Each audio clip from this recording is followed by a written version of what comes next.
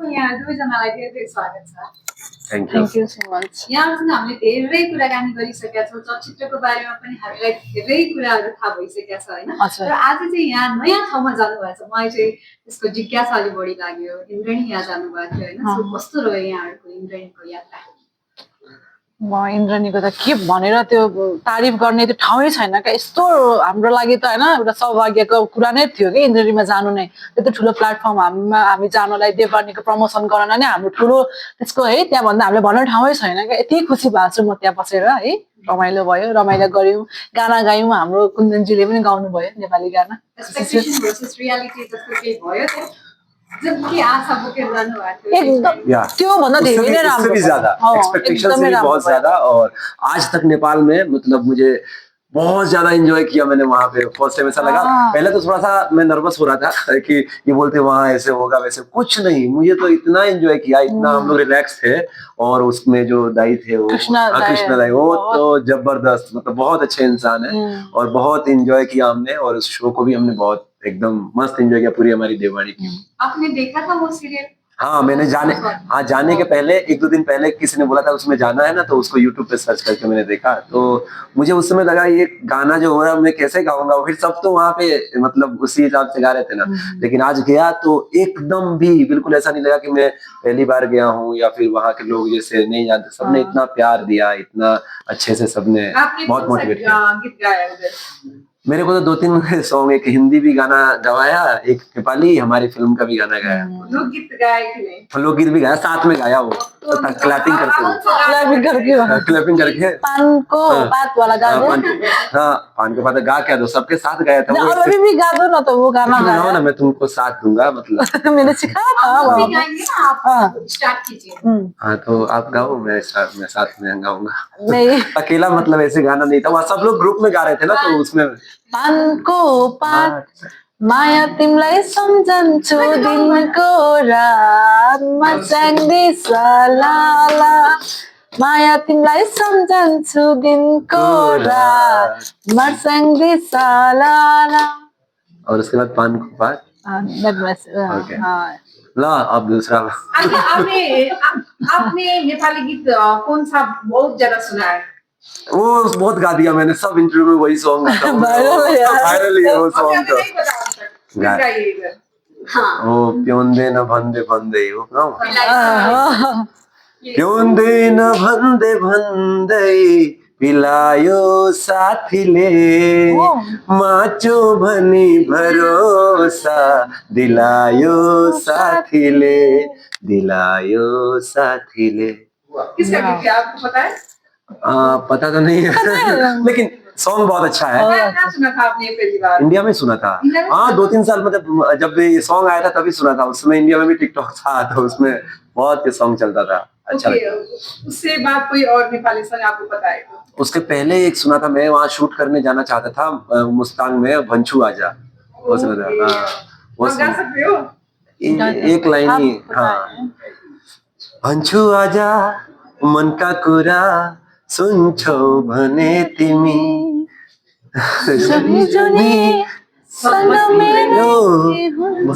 भने तिमी। राइट, मैं थोड़ा सा बोल रहा हूँ, सॉरी।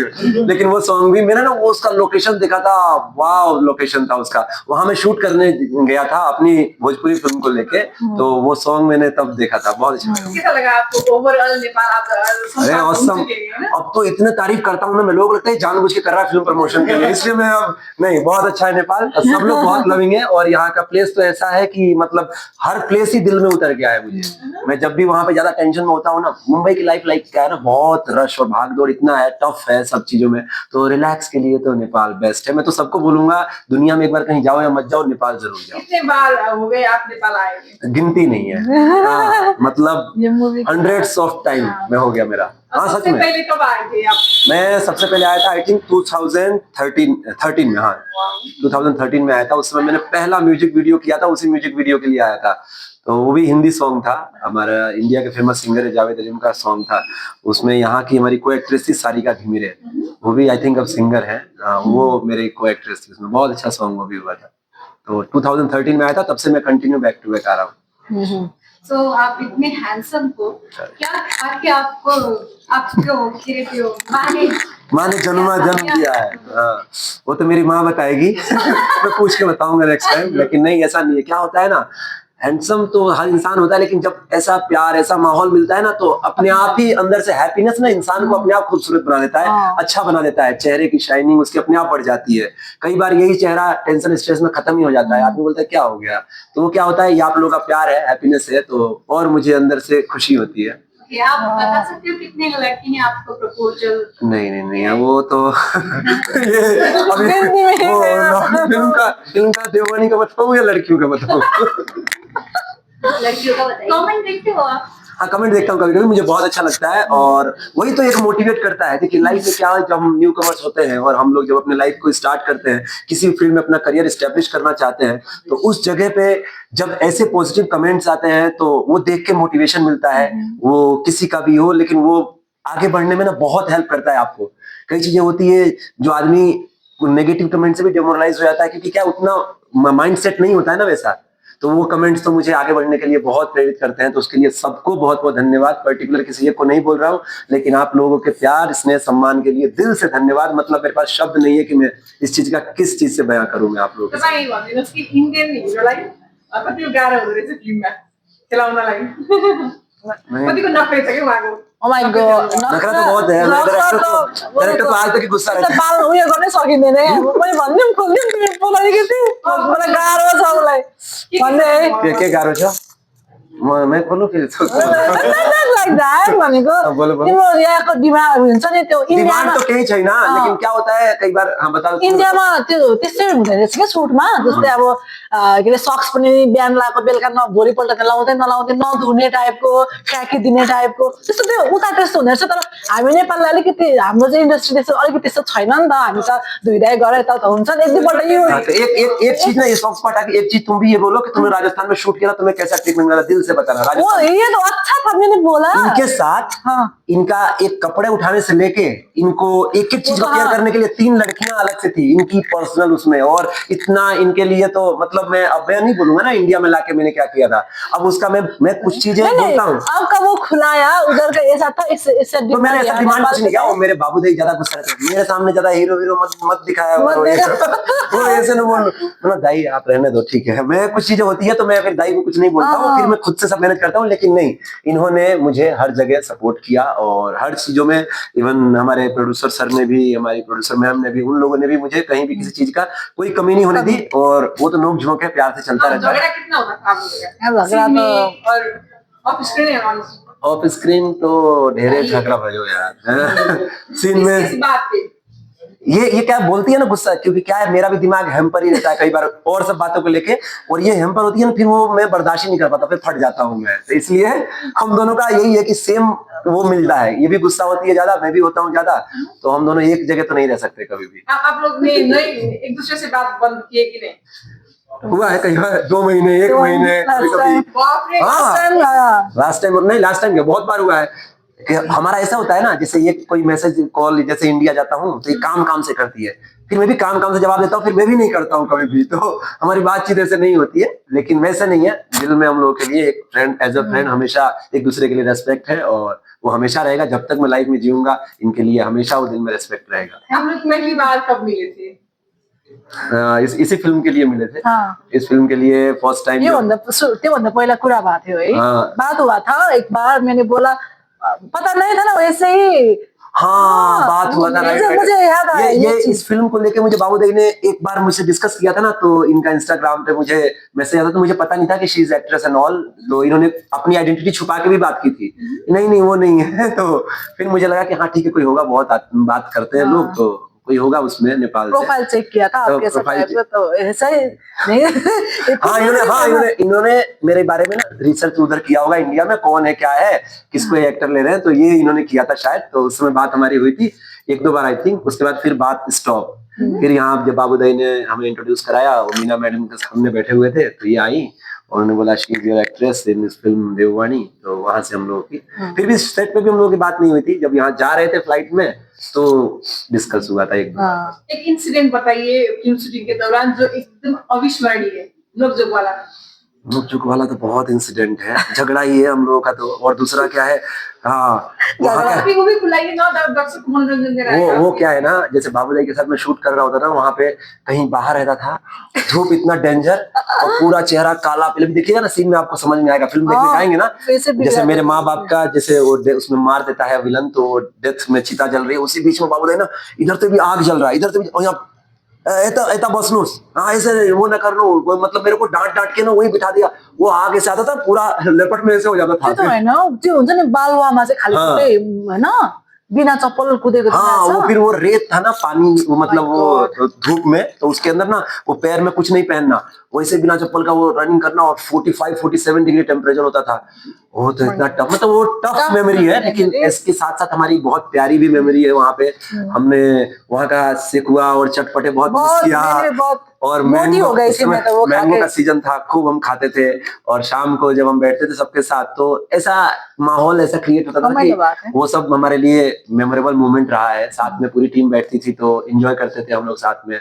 और उससे भी ज्यादा मेमोरेबल रहा कि वहाँ हम लोग जहाँ शूट कर रहे थे, वहाँ पे एक सिस्टर थी और उनके घर में हम लोगों ने शूट किया। उन्होंने भी बहुत केयर किया, है ना। घुमी भी खाई थी, हाँ, खाएको थिएँ क्या मैले खिलाने के लिए बहुत मिठो भएको थियो। मतलब सबसे अच्छी कौन सी डिश लगती है नेपाली? मेरे को मेरे को तो सेकुआ लगता है। एक बार मैंने मिर्तापुर में खाया था।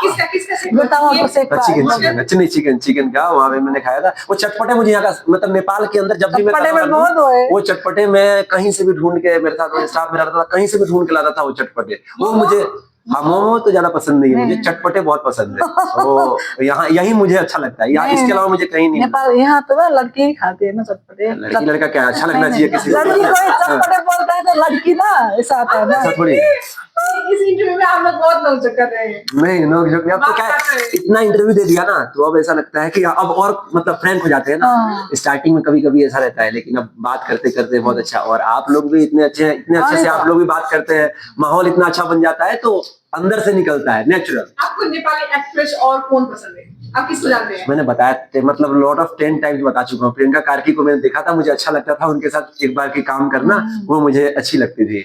लिली बिली फिल्म देखी थी मैंने उनकी। और प्रदीप जी मुझे अच्छे लगते थे, जब इंडिया में मैं था तब भी मैंने उनकी फिल्म देखी थी। तो कभी भविष्य में रहा तो स्क्रीन शेयर करना चाहूंगा डेफिनेटली। राम्रो भयो ना नेपालीमा नि बोला। आउँछु मैं लास्ट में वो रिक्वेस्ट करूंगा ना नेपाली में। नेपालीमा आउँछु भने नेपालीमा बोल्नु। के भनौँ ल ल म ट्राई गर्छु। नेपालीमै क्वेसन गर्छु। हाँ तपाईँ रियल लाइफमा नै यस्तो यो चप्पी हुन्छ नि, चुलबुल हुनुहुन्छ कि यो क्यामेरा अन भएपछि मात्र यस्तो चप्पी? नहीं, म तो रियल लाइफ में ढेरे एक्साइटमेंट वाला पर्सन हूँ मैं। बहुत, मतलब क्या होता है, मैं ज्यादा बोलता भी था पहले, अब कैमरा में देख के थोड़ा सोच के बोलना पड़ता है कि यार नहीं कुछ निकल ना जाए, फिर वो अलग ना हो जाए। तो अब क्या है, जब आप किसी चीज को रिप्रेजेंट करते हैं तो वो वाको लागि थोड़ा सा सोच समझ के बोल्नु पर्छ। तो उसके लिए तपाईँले धेरै ठाउँ काम गरिसक्नु भएको छ हैन, अनि नेपालमा पनि काम गरिरहँदाखेरि त्यहाँको र यहाँमा के डिफरेन्ट भेटाउनुहुन्छ? डिफरेंस कुछ केही छैन। वो कैमरा तो एक ही होता है, और लोग हाँ, और सब मतलब टेक्नीशियन का डिफरेंस होता है, मेकिंग का डिफरेंस होता है। इंडस्ट्री में क्या होता है, सबसे बड़ी मेकिंग का डिफरेंस है। और यहाँ के शूटिंग को लेके जो चीजें, मतलब बहुत सारी चीजें अलग अलग है, तो वो मुझे बहुत इंस्पायर करती है। और यहाँ के हार्ड वर्किंग, यहाँ का मतलब सबके साथ टीम वर्क, वो एक कॉम्बिनेशन, वो बहुत अच्छा लगता है मुझे। और सबका सपोर्ट, कभी ऐसा मुझे कभी फील नहीं कराया कि मैं बाहर से हूँ तो मेरे को अलग अलग फील नहीं कराया कभी किसी ने। मेरे पूरे टीम मेंबर ने हर जगह मुझे सपोर्ट किया, और हर जगह, तभी तो ये फिल्म में अच्छे से मैं काम कर पाया। आप बचपन से एक्टर बनना चाहते थे क्या? नहीं, मेरा बचपन से कोई ऐसा डिमांड, कुछ ऐसा लाइफ में नहीं सोचा था कि एक्टर ही बनना है। मैं बचपन में, मेरे पिताजी मतलब पढ़ा लिखा थे, कोई पढ़ा लिखा आदमी, फिर बाद में उनका ड्रीम हो गया IAS ऑफिसर बनाना है, मतलब कोई ऑफिसर रैंक का ग्रेड मुझे मेरे साथ देखना चाहते थे। पिताजी मेरे पढ़ाई में बहुत स्ट्रिक्ट थे। मैं पैदा हुआ बिहार में, लेकिन इसलिए बचपन से मुझे राजस्थान कोटा में ले जाके पढ़ाया। वो कोटा मतलब पूरे, हाँ, इंडिया का नंबर 1 मतलब एजुकेशन के लिए प्लेस है, जो डॉक्टर इंजीनियर बनने के लिए लोग जाते हैं। तो हमारा घर भी अब कोटा में ही है। वहाँ मुझे पढ़ाने ले गए पिताजी, और वहीं सेटल कर दिया परमानेंट। यहीं पढ़ो लिखो, IAS बनो, कलेक्टर बनो, वो सब उनके मन में था। लेकिन अपने दिमाग में फिजिक्स केमिस्ट्री कुछ नहीं आता था, वो सब इधर उधर हवा में उड़ता था। मैं कई बार मैंने ट्राई भी किया कि उनको कुछ कुछ बोल के डाइवर्ट कर दूं। मैं झूठ भी बोलता था कि इसमें फीस बहुत ज्यादा है, ये है, तो कहीं पिताजी मना करेंगे रहने दो। वो तो बोलते थे कितना भी लगे तो पढ़ाई कर, मेरे को तो ये चाहिए ही चाहिए। मैंने बोला क्योंकि भारतीय पेरेंट्स का ये सोच होता है कि उनका बेटा आईपीएस ऑफिसर बने बने। नहीं, हमारे यूपी बिहार में बहुत ज्यादा होता है। जैसे आज भी रेशियो निकालेंगे तो 80% आईएएस आईपीएस हमारे ये बिहार और उत्तर प्रदेश से है, यूपी से है। तो वो भारतीय पेरेंट्स का बहुत ज्यादा ड्रीम होता है, और उससे ज्यादा फिर बाद में होता है डॉक्टर इंजीनियर। तो मेरे पिताजी का ऐसा नहीं था, मैं ठीक ठाक दिखता था तो उन्होंने लगा कि तू कोई ऑफिसर रैंक का आदमी बन, और उसमें उन्होंने मुझे एफर्ट्स लगा के दिल्ली कॉम्पिटिशन के लिए भेजा। जब वहां गया, पढ़ाई वढ़ाई कर रहा था, तो उसी दौरान मेरे को यहाँ मुंबई से अपॉर्चुनिटी मिली। आपने पढ़ाई पूरी नहीं की? नहीं किया मैंने ग्रेजुएशन, बाद में फाइनल ईयर का एग्जाम छोड़ के गया था, तो कुछ दोस्तों ने समझाया मुझे कि ये तो एग्जाम तो दे दे, लाइफ में ग्रेजुएशन का टैग रहेगा, नहीं तो 12th पास लोग बोलेंगे तुझे। तो इसलिए उसके बाद मैंने एग्जाम आके बाद में दिया और फाइनली उसको कंप्लीट किया मैंने। अब कैसे लुकी छिपी गए वो एक्टिंग करने के लिए? नहीं, पहला प्रोजेक्ट क्या था? लुकी छिपी नहीं गया। मेरा पहला प्रोजेक्ट एक सहारा वन सीरियल आता था, उसपे नियति सीरियल आता था। उसमें छोटा सा वो विलन के साथ खड़ा रहता है ना, वो मैं उसमें गया था। पहले कास्टिंग मेरी दूसरे सीरियल में हुई थी, लेकिन मैं होता है ना सर्वाइवल के लिए, लाइफ में हर आदमी कुछ ना कुछ कहीं ना कहीं से स्टार्ट करता है। तो स्ट्रगल फेज तो बहुत ही रहा है, क्योंकि उस टाइम में किसी चीज का फैमिली सपोर्ट नहीं था। माँ तो बहुत प्यार करती थी, तब भी, आज भी करती है। हालांकि डैड भी करते हैं, लेकिन वो दिखाते कभी नहीं थे। उनके गुस्सा आज भी है अंदर की, इसने छोड़ दी ना। उन्होंने एक लाइन मुझे बोला था कि ये तो तूने छोड़ दिया, देखता हूँ अब जिंदगी में तू क्या करता है। तो मैंने बोला अब जो भी करूंगा इससे पढ़ाई करूंगा पिताजी, आप टेंशन न लीजिए। और उस दिन एक दिन आऊंगा कि जिस दिन आपको फील होगा, प्राउड फील होगा, तो उसके लिए मैं भगवान से बस यही प्रार्थना करता हूँ कि सही रास्ता दिखाए और उस रास्ते पे आगे बढ़ाए। और अपना कर्म है करना, वो कर रहे हैं डेली। आप जब एक ये नेपाली एक्टर का भी एक सोच होता है कि वो लोग बॉलीवुड में जाए, बॉलीवुड के कोई फिल्म करे। आप नेपाली में आए, नेपाली फिल्म करने के लिए क्या रीजन? देखिए क्या होता है, अब इसका रीजन तो एकदम सच्ची सच्ची बता रहा हूँ मैं, कोई ये नहीं बनावटी बात नहीं। अभी जब नए फेज में हम ट्राई करते हैं ना, सीरियल में कर रहा था, सीरियल में जैसे एक ही जैसा रोल मिल रहा था, फिर वो क्या बड़ी अपॉर्चुनिटी के लिए भी वहां भी 1000 तरह के कंपटीशन है। आपके अंदर कुछ भी हो वो एक साइड फेंक देते हैं, जब तक आपका सोर्स लिंक जेक चेक नहीं होता है, बड़ा आपका पहुंच ना हो वो सब चीजों के लिए। तो हीरो बनना, तो फिर बाद में जब आ गए इस लाइन में, तो छोटा खेल क्या खेलना, बड़ा ही खेल खेलेंगे ना। तो इंडिया में जैसे बड़ी फिल्में करने के लिए बहुत बड़ा बजट चाहिए, उस बड़े बजट के लिए बड़ा प्रोड्यूसर चाहिए, बड़ा फाइनेंसर चाहिए। तो वो तुम पे कोई रिस्क लेगा नहीं, वो रिस्क नहीं लेने के लिए लोग उतना अपॉर्चुनिटी वैसे नहीं देते थे। अब छोटा मोटा रोल खेलेगा, तो मैंने तो बोला ये तो होगा नहीं मेरे से, और मन में करने भी जाता था तो एक अंदर से वो चीज अंदर से नहीं निकलता था कि मैं ये करूं। लेकिन जब मुझे यहाँ की अपॉर्चुनिटी मिली, और मैं इसलिए मैंने भोजपुरी फिल्में स्टार्ट किया, क्योंकि अब बहुत बड़े साम्राज्य में जाके राजा बनने से अच्छा है अपने छोटे साम्राज्य के राजा बन जाओ। अब वहां पे जाके नौकर बन के तो नहीं जी सकते ना, तो इसलिए मैंने यहाँ से स्टार्ट किया और यहाँ पे आया। भोजपुरी फिल्में कम बजट में बन जाती थी, और जो मेरे थॉट थे उस थॉट को बड़ा करने के लिए मैंने यहाँ की फिल्मों को चुना। फिर मुझे मेरी शूटिंग के दौरान ही नेपाली फिल्म का ऑफर आया। ये नहीं था कि मतलब किसी पर्टिकुलर नेपाली फिल्म का इंडिया में ऑफर नहीं गया था। मैं जब शूटिंग कर रहा था यहीं बालाजू में, काठमांडू में, तो वहां पे हमारे फाइट डायरेक्टर श्री सर ने इंट्रोड्यूस कराया था बाबू दाई से। तो बाबू दाई ने मुझे फोन किया था और दूसरे प्रोजेक्ट के लिए मुझे बोला, एक कहानी सुनाई थी कि वो कहानी करेंगे हम लोग साथ में। लेकिन फिर वो ये कहानी चेंज हो गई, प्रोड्यूसर मिले तो उनको एक्शन फिल्म दिमाग में आया, और एक्शन फिल्म के लिए तो मैं जीवन में कोई भी सब्जेक्ट हो मना कर ही नहीं सकता हूँ, वो तो अंदर ही आता है। तो वहां पे श्री सर ने बोला मैं करूंगा एक्शन, बाबू सर ने डायरेक्शन, तो मैं और एक्साइटेड हो गया।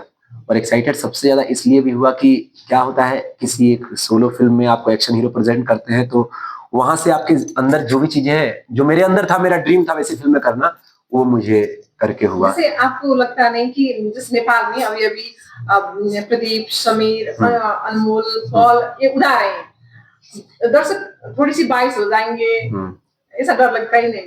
अब क्या है, जिंदगी में जो हारने से डर गया वो जीत ही नहीं सकता कभी। तो हारने से डरना क्या है, जिंदगी में हार जीत तो चलती रहती है। क्या हार जाएंगे तो उठेंगे नहीं? डेफिनेटली उठेंगे। मैं बोलता हूँ आपके जीवन में 99% भी अगर हार है और 1% भी जीत का चांस है, तो आप डेफिनेटली उसके लिए प्रोसीड कीजिए, जाइए, आगे बढ़िए और फाइट कीजिए, क्योंकि वो 99 तो हर जगह हार है। ऐसा कौन सा फील्ड में जिसे बताइए जो इजी वे में कुछ भी रखा हुआ, एक फील्ड बताइए दुनिया का, कोई फील्ड नहीं है। तो दुनिया में 1% भी चांस है तो उसके लिए प्रोसीड करना चाहिए, और हारने से तो कभी डरते ही नहीं है हम। हार जीत तो वो तो पार्ट ऑफ लाइफ है, और इसको खेलना हमारा आर्ट ऑफ लाइफ है। मेरा काम छ ए हैन एकछिन उयो गर्छु ल यो माथि मलाई मेरो कल आइरहेछ त्यसै हामीले आउँदा छ सानो मिटिङ छ म जाऊँ मैं तो मैं रुक जाऊँ ना फिर फाइनल करके जाऊँ सकिहाल्यो ए ल ल ओके है हुन्छ हुन्छ ल होइन त्यहाँ मेरो मिटिङ छ कि एउटा रामदेव बोल दिनु ना यो भी तो इम्पोर्टेंट